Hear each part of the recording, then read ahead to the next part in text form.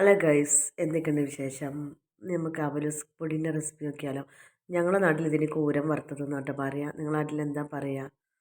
അപ്പോൾ ആദ്യം തന്നെ അരി ഒന്ന് കഴുകി വാരി വെക്കട്ടോ. ഒരു 2 മണിക്കൂർ കഴിഞ്ഞിട്ട് മിക്സിയിലൊന്ന് പൊടിച്ചെടുക്കട്ടോ. സാധാരണ മില്ലിലാണ് പൊടിപ്പിക്കൽ. ഇപ്പോൾ കുറച്ച് അരി ആയതുകൊണ്ട് ഞാൻ മിക്സിയിൽ പൊടിച്ചതാട്ടോ. അതിലേക്ക് 2 ടീസ്പൂൺ പഞ്ചസാരയും ഒരു 10-12 ഏലക്കായും കൂടി പൊടിച്ചതൊന്ന് ചേർത്ത് കൊടുക്കുക. പിന്നെ ഒരു പിഞ്ച് ഉപ്പും കൂടി ഇട്ട് കൊടുക്കട്ടോ. മധുരം ഒന്ന് ബാലൻസ് ചെയ്യാം. പിന്നെ ഒരു കപ്പ് പഞ്ചസാര ഇട്ട് കൊടുക്കുന്നുണ്ട്. നല്ലോണം ഒന്ന് മിക്സ് ചെയ്തിട്ട് നമുക്ക് ഗ്യാസ് കത്തിച്ചിട്ട് ചെറിയ തീയിലൊന്ന് ചൂടാക്കി എടുക്കട്ടോ. ഇത് 1 മണിക്കൂറൊക്കെ നല്ലോണം കൈ വിടാതെ ഇളക്കി കൊടുക്കണേ. അപ്പോഴേ ഇത് വെന്ത് കിട്ടുള്ളൂ. ഞാൻ കുറച്ചൊന്ന് പിന്നെ ഗ്യാസുമേ വേവിച്ചിട്ട് പിന്നെ അടുപ്പത്തേക്ക് മാറ്റിയിട്ടോ.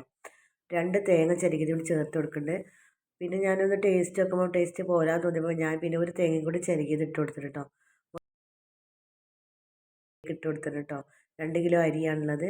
പിന്നെ ഞാൻ കുറച്ച് കഴിയുമ്പോൾ അടുപ്പത്തേക്ക് മാറ്റി ഒരു 1/2 ടീസ്പൂൺ മഞ്ഞൾപ്പൊടിയും കൂടി ഇട്ട് കൊടുത്തത്. എന്നിട്ട് നല്ലോണം ഒന്ന് വറുത്തെടുക്കണം.